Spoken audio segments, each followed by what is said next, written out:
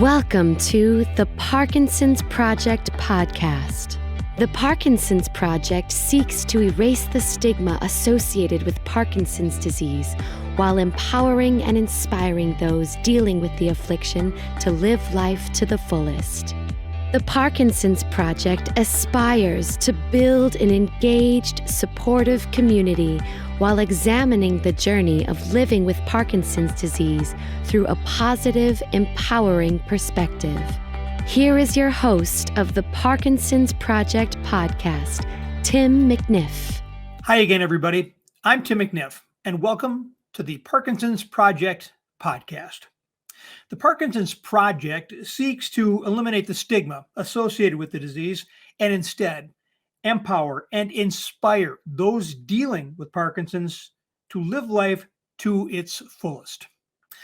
The intent of the Parkinson's Project is to share the stories of the people who are living with PD and to share best practices from the medical people who are on the front line working to find a cure.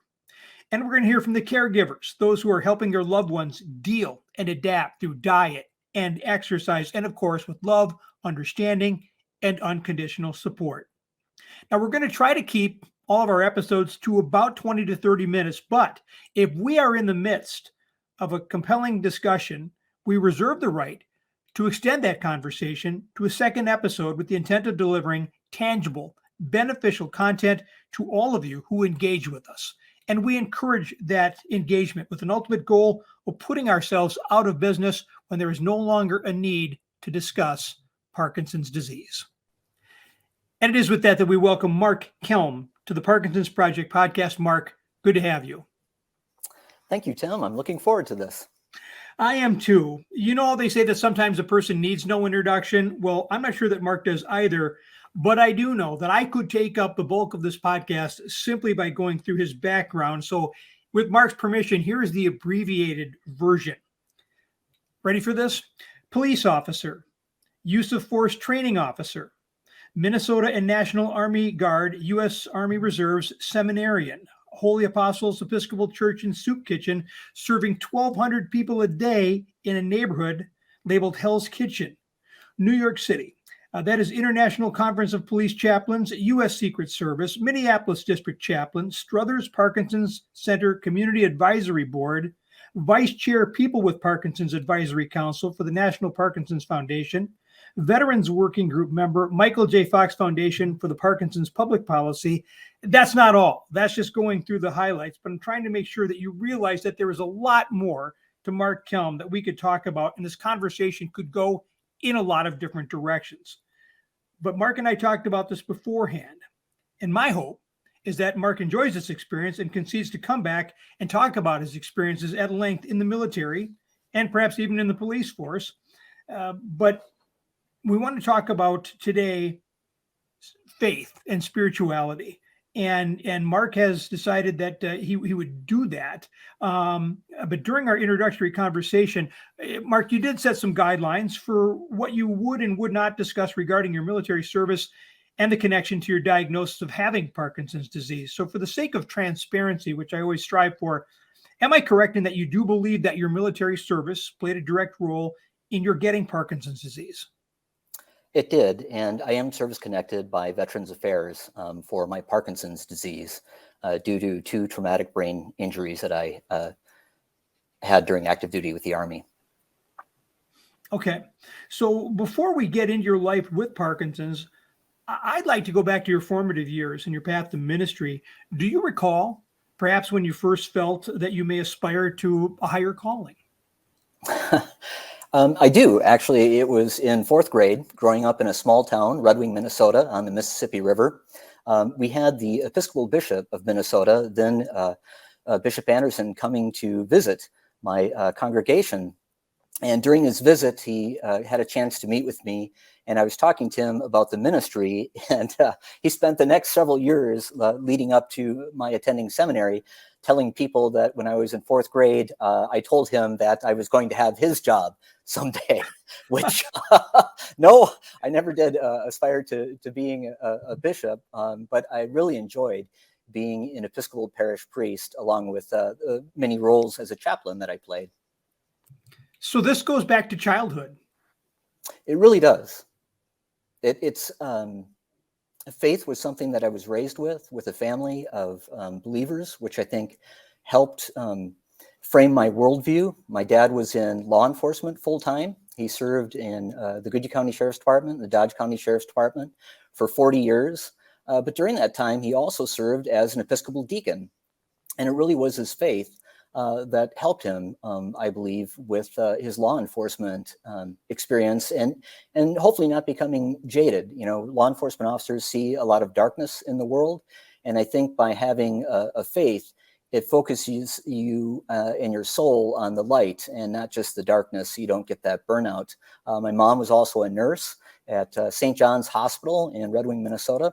And I think her nursing experience in a small town where she kind of got to do a little bit of everything, including helping people exit this world into the next. It was her faith that really gave her strength.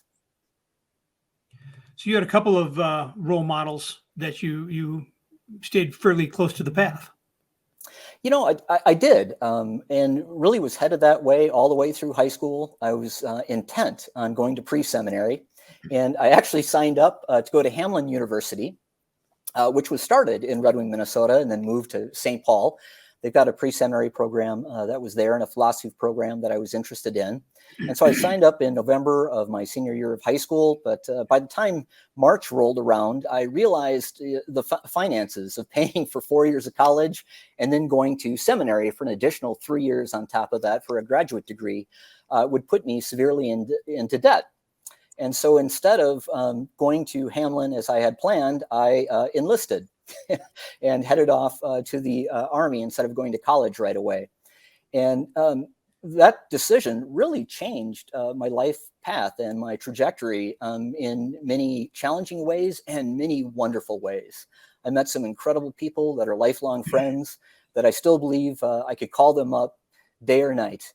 And it doesn't matter where they are in the world, they'd show up to support me, to help me. And they certainly have shown that time and time again throughout my life.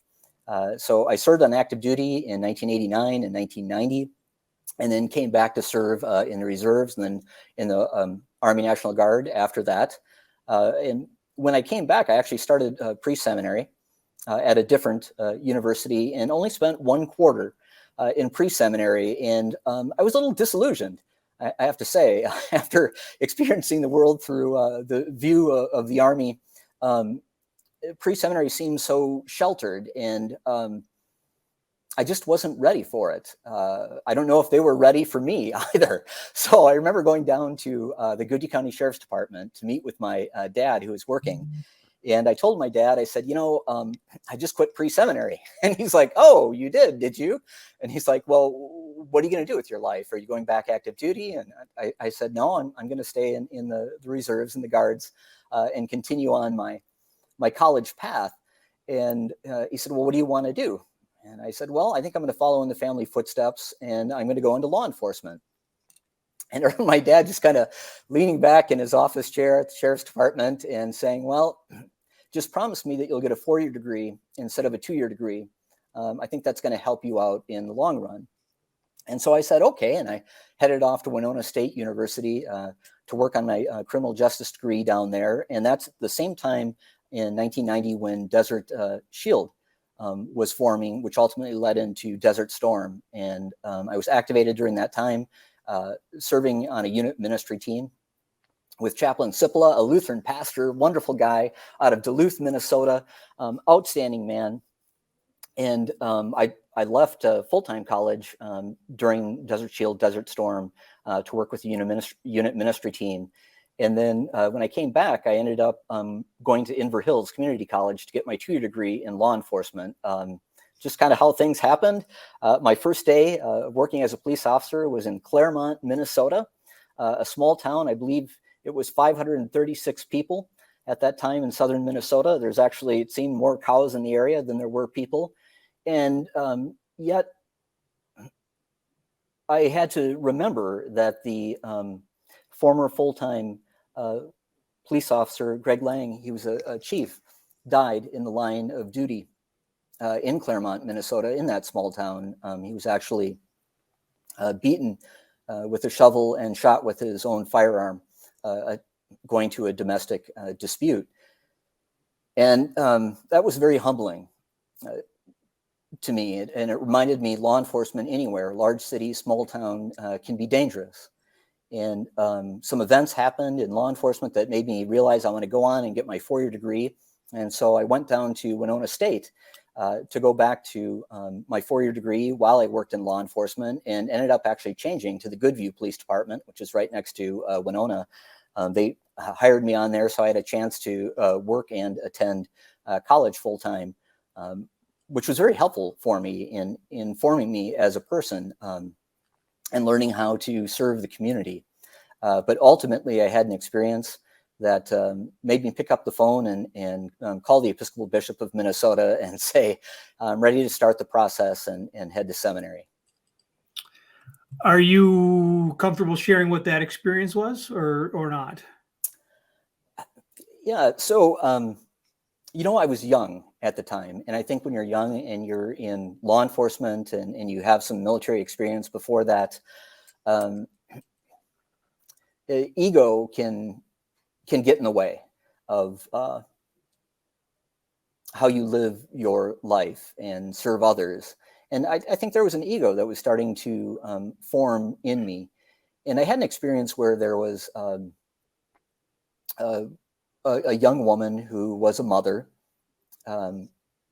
She didn't have a lot of family support. There wasn't a man that was supporting her. Financially, things were very difficult. And she had attempted suicide and had called on the phone for law enforcement to come to her house, not saying exactly what she had done. But she had 2 small children that were there, and she had called her mother as well because she wanted to make sure that someone would be at the home and find the infant and the toddler and to take care of them. And so when I arrived on the scene, her mother was there and horrified by what she had seen. And there really was no amount of medical training that could help her at that time. And it seemed like it took forever for the ambulance to arrive. And during that time, there wasn't a whole lot that I could truly do other than pray for this woman, that she would find peace, to talk to her and tell her that her children would be taken care of. All that ego was stripped away. And after the young woman was taken away by the ambulance, I stayed with her mom, and she handed me the baby, and I got to hold the baby while she held the toddler and comforted the toddler. And I stayed there as long as I could before I had to go and answer some other calls. But that was a life-changing moment for me. Realizing that the badge, the gun, ultimately when it came to death, didn't mean anything. And I was so shaken by this young woman who had 2 beautiful children, who was in so much pain that she was willing to end it all. And I didn't like that darkness. I didn't like that feeling. And I wanted to bring light, a message of hope to the world, to those who are broken. So I have, full disclosure, I have 3 questions that I always do. And before we have these things, throwing out 3 or 4 of them because of just the direction we've gone. And this is why I wanted to have this discussion. I met Mark at an event at a VFW put on by Struthers Parkinson Center, and met Mark at that time. And when he was introduced to me, and just by his mannerism, the way he carried himself, and I was told that he'd been an Army chaplain, internally my first response was, well, of course he was. You just struck me as somebody who was where you were supposed to be, doing what you were supposed to do. You have a level of calm, of almost peace or serenity and I find almost like reassuring and then Mark and I don't hang, right? We've never, that's the only incident we've ever done. And since then, I've been trying to track down first Mark's number. And then I got a hold of him and would you want to be on the podcast? And you've had a challenging summer, to say the least. And I asked you, based on that, what's been going on. Do you feel like your faith is being tested even now? And that's why I wanted to have this conversation. I wanted to talk about not so much religion, but spirituality and faith, and someone who is authentic in that you are young Parkinson's, and you have reason to be angry. You have reason to be bitter. And I wonder your journey, starting with your diagnosis. How has your faith, your previous life choices, played into your journey with Parkinson's disease? Starting with your diagnosis, if you could, I always like to ask people if they could take us back to that moment, because that's, as everybody's journey is different, that's that one piece I found that's common to everybody, is there is that day and that time and that moment where you're told, you don't have this and this, but this is what you have. Yeah, so mine goes back to 2008. I was at the University of Minnesota Neurology Clinic. I had been noticing something interesting happening at night. When I was talking with my wife, we have 3 young kids. Our youngest at that time was a year old. And as we're sitting down after finally getting the kids to go to bed, and we're just having quality time talking as husband and wife and reading, I noticed that I had a finger that was twitching, and the muscle in my upper arm was twitching, causing that finger to do kind of this weird twitch tapping thing. And I had no idea what it was. And we kind of laughed because it didn't stop. And it went throughout the night, and we didn't really think it was anything important, but it continued on the next day as well, which led me to go in and see a doctor who sent me on to the neurology clinic. And I do remember sitting there and having them go through all the tests, which, interestingly enough, I had served as a neurology chaplain intern for Mayo Clinic in Rochester. When I was going through seminary in New York City, I came back to Rochester, Minnesota to serve as a chaplain intern in their clinical pastoral education program. And they had put me on the neurology ward, which I absolutely loved. So I was familiar with the testing that they were doing. And I knew that one of the tests was for Lou Gehrig's disease. And what the neurologist said to me was, the good news is you don't have Lou Gehrig's disease, which was wonderful to hear that. And he said, but we think that you may have early onset Parkinson's disease. Interestingly enough, I had done a funeral not too many days beforehand of that diagnosis of someone who I had journeyed with Parkinson's, who ultimately passed away from complications due to Parkinson's disease.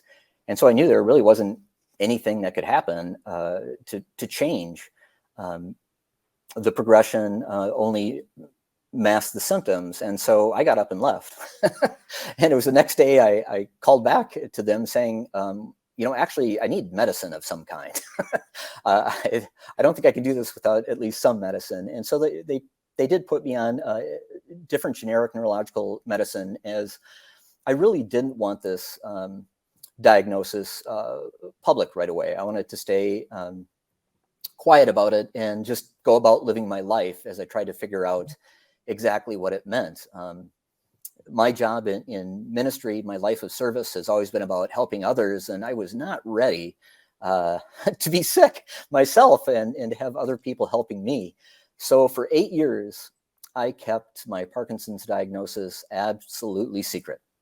Only my wife knew, and my neurologist. My children didn't know. Both my mother and my father passed away during that time. And I thought about telling them. But I thought, geez, all that's going to do is worry them in their final days. What's the point of that? They'll find out on the other side and just laugh, saying, yep, that's our son. So I kept it a secret for 8 years till it really came down to all of the other medicines weren't working for me. And I needed to go on carbidopa levodopa, which is a Parkinson specific medicine.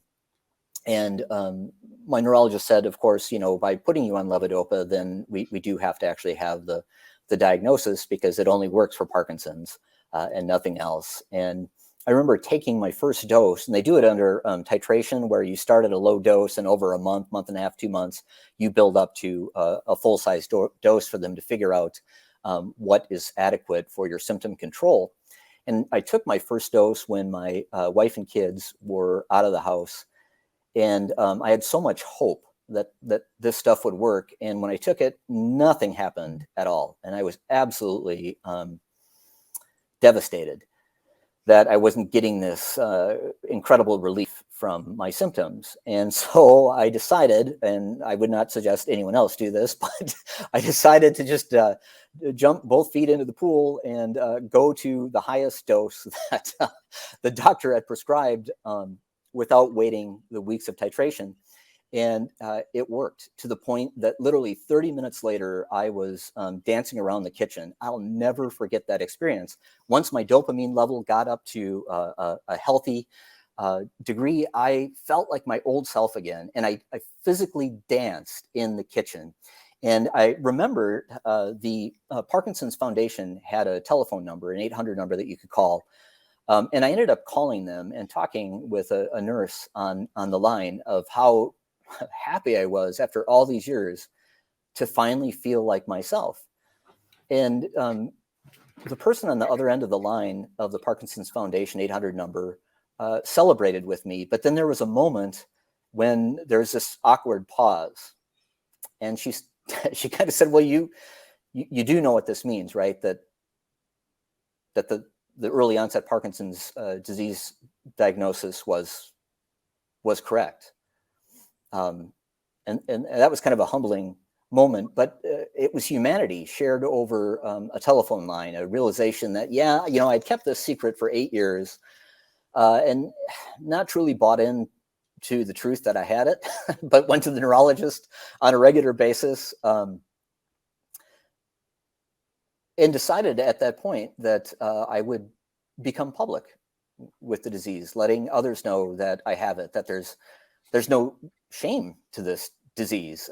There's nothing that I did that caused it, other than, in my case, I did enlist in the military, and it was from 2 traumatic brain injuries that I had, along with chemical exposure, that caused my early onset Parkinson's. I've been tested. I don't have any of the known genetic variants. I don't have a family history of it.